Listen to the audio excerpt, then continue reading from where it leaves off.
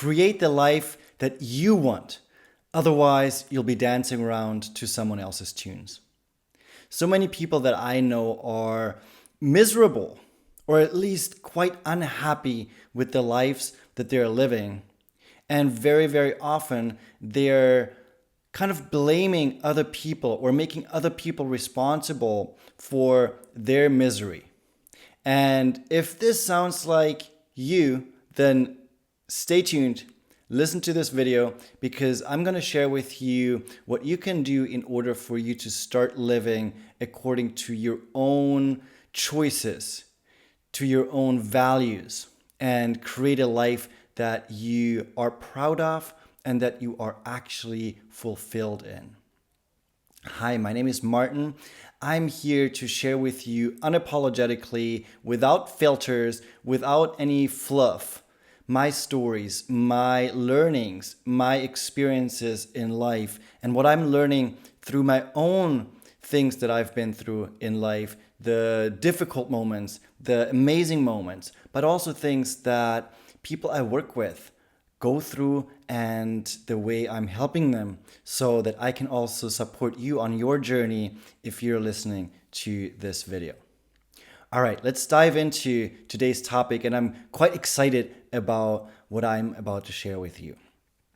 So, the reason why I'm sharing it is because I'm surrounded by people every single day who decide to change their lives.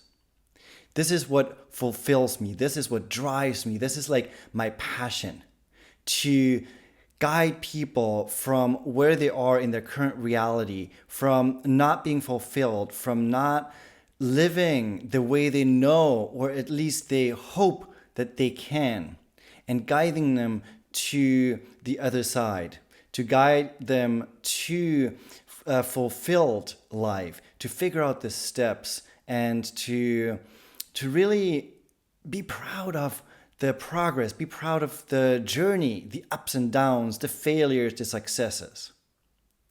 And I made it my purpose to be there for other people because I've been there. I've been there for a very, very long time where I was super unhappy, super unfulfilled, and I didn't even know why. It wasn't really until I became a coach and I started having different kinds of conversations, not just with other people, but also with myself. I started questioning things. Is this really the way I want to live? Is this really resonating with where I want to go in life? The habits, the belief system.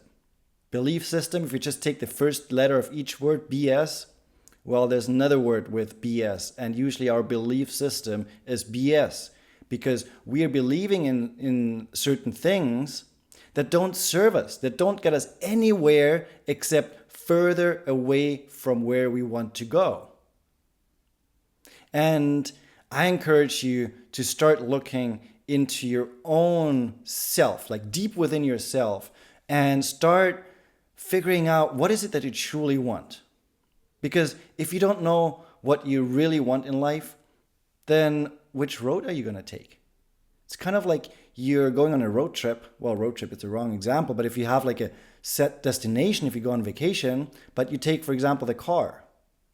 If you don't know where to go, then you might get on the plane, but the plane is taking you somewhere where you don't even want to go.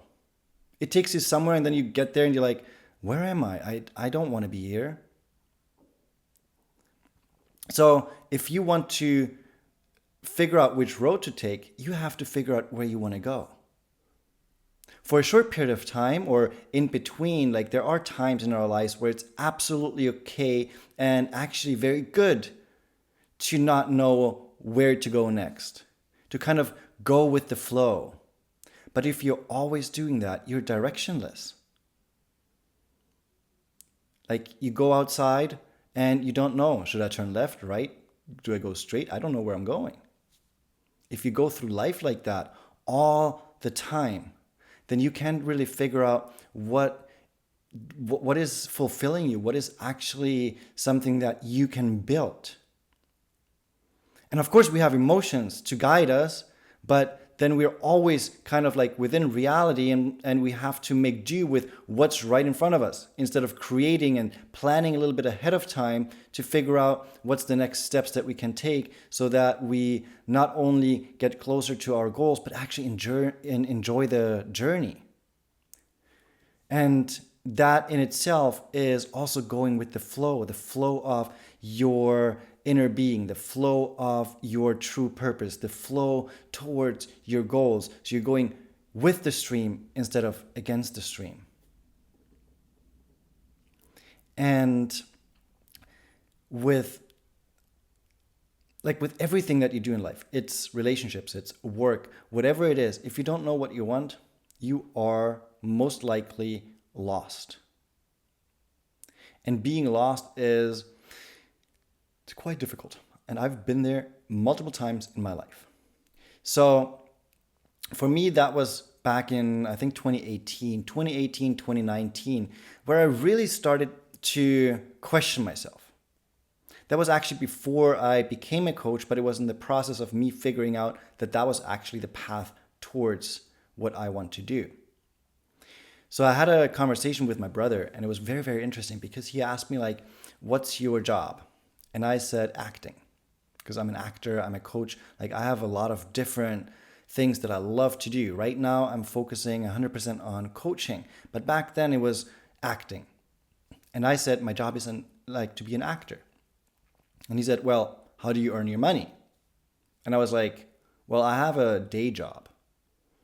And he's like, so that's your job? And I'm like, no. My job is acting. He's like, do you earn money with acting? I'm like, not right now. It's like, as an actor, you never know when you're going to get another role. And while I'm not acting, I'm just working at that office and I'm just going to work in sales. So he's like, that is your job then. Because you work there every day, 6 hours a day. That's your job. I rejected it. I didn't want to listen to it, but it hit me. It really hit me because I was like, there was like this voice in my head. It's like, is he right? What if is he right? What if he is right? What if there's something to it? Am I wasting away my life working at a job that I didn't like? So I really started a process of figuring out where the fuck I want to go. And through that process, what I came to realize is that, yes, as an actor, there's always uncertainty. There's always times where I might have a job, but then there might be months or years or whatever, how long it's going to take for the next project to come in. And then I told myself, or asked myself, what is it that I want to do in between those times? No matter how long it takes, if it's a week, if it's a month, or like 10 years. Do I want to stay in sales, or do I want to do something that is more fulfilling? Me being here right now, recording this video, is a clear answer that I chose to go with this second choice.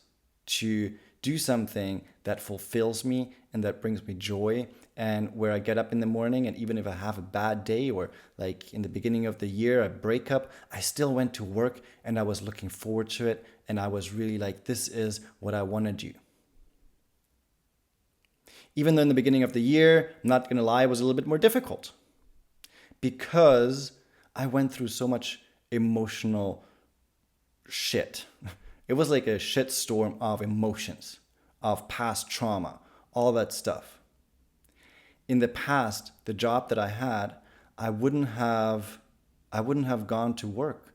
I would have called in sick. I would have gone to my doctor and said, hey, I need a sick leave. I can't work. Like, this is too much. But now, where I'm doing something that I absolutely love, there was no second thought. I was like, of course I'm going to go. I have a responsibility, not just to the people I work with, but also to myself. To myself, because I know deep down I love what I do, even though in those in that moment I didn't really feel joyful. I didn't really look forward to pretty much anything. But I was like, I know this is gonna be really good for me because I can connect to who I really am and who I want to be and continue to be. And I showed up. I showed up for my clients, but I showed up for myself in my own life. I don't even know where I would be if I had just stayed like closed off in my apartment and not do anything that fulfills me. So if you are at a place in your life where you really do not like what you do, then I'm not asking you and I'm not telling you to stop and quit and just give it all up in that sense. But what I encourage you to do is to look deeper within yourself and ask yourself, what is it that I truly want? What is it that I want? I would love to hear from you in your comments. Like, what is it that you really want in your life? Either a relationship or a more fulfilling relationship. Is it a deeper connection with yourself? Is it a different job that you want or a promotion?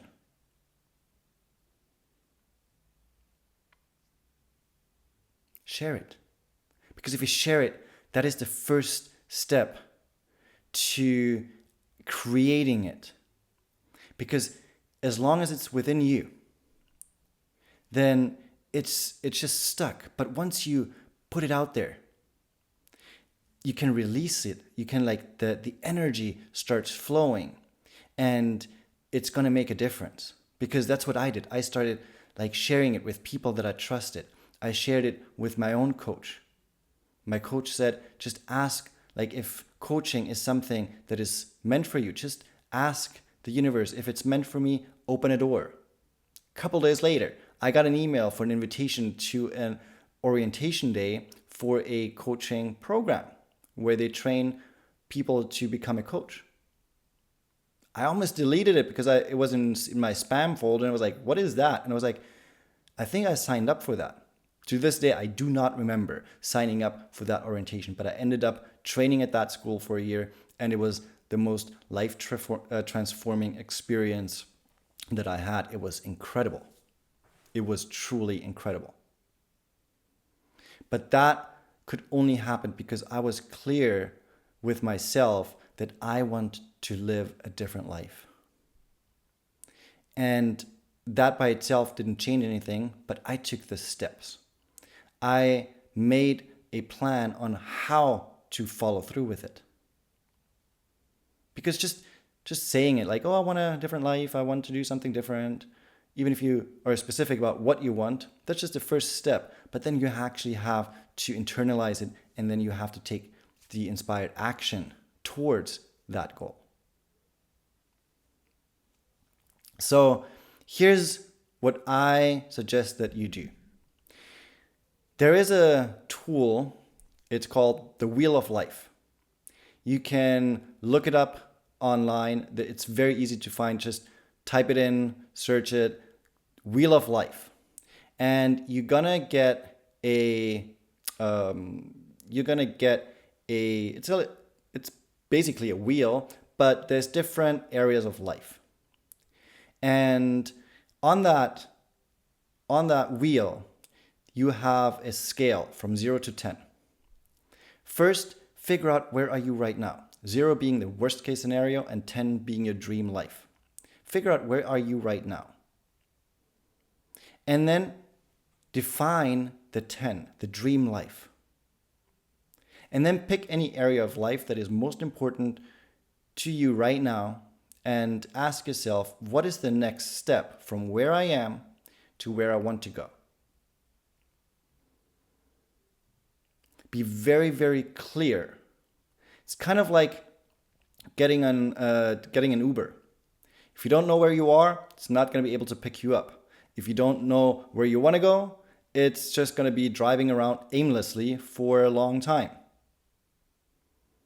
You have to figure out where you are, where you want to go, so that you can make a plan on how to get there. And then you have to, if you just get in the Uber and he's not driving, you're not going to get anywhere either. You're just going to stay where you are. So it has to move. So you have to move in order from where you are or get from where you are to where you want to be. You have to move. You have to take action. But it's pointless if it's not inspired action. So that's the second step in creating inspired action, starts within. So you start visualizing the 10, like the dream life. You start visualizing it. You start using all your senses to tune into that reality that you want to create. Visualization is one of the most powerful tools that we have, because it's not taught in school. I mean, we are taught visualization in a way of, if you do not study, imagine what's going to happen. You will have, you won't be able to go to college. You won't be able to have a good job. Nobody's going to want to marry you if you don't make money. Then it creates pictures in your heads of worst case scenario future. But that barely ever works, that people are better students. It's not inspiring. It's going to create resistance.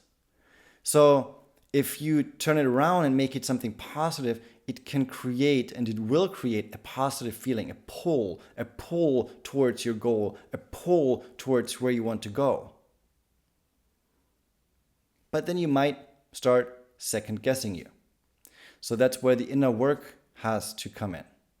The inner work of healing, the inner work of figuring out what are your limiting beliefs. Because if you have a dream, but then you believe that you're not able to do it, you're not worthy, you're not good enough, you're not smart enough, you're not beautiful enough, then you will not get there, because you're going to manipulate yourself. You're going to talk yourself out of it. So start believing in yourself by doing the inner work, and let go of everything that is not in alignment with where you want to go and who you want to become. That also means letting go of people. You have to create clear boundaries. If there's naysayers around you who always talk down on you, who always talk you out of things that you want to do, you have to stop that contact. Or at least you have to stop talking to them about your dreams and the things that you want to do if they're just going to talk you out of it. You also have to start saying no. If something is not in alignment with who you want to become and where you want to go, you have to start saying no. Because if you don't say no, if you just say yes, then you are going to, like I said in the beginning, you're just going to dance to someone else's tunes. And there is one harsh reality. If you do not work on making your own dream reality, you are going to slave away making someone else's dream their reality. Now, it's not an either or thing. Either they, like other people, can reach their goals and their dreams, or it's you. But it's a co-creation. But co-creation means that both people or both parties have to put in an effort. They're equal in their respect for each other. They support each other. That's the way I work. When I coach someone, I would never, ever talk down on them. No matter if they are where I was 10 years ago, 15 or 20 years ago. I meet them on an eye level. I respect them for who they are in whatever situation they are right now in this moment. I'm not better than anyone. I'm not smarter than anyone. I might have more tools as a coach to support people in a more effective way than if they were doing it by themselves. That doesn't make me better.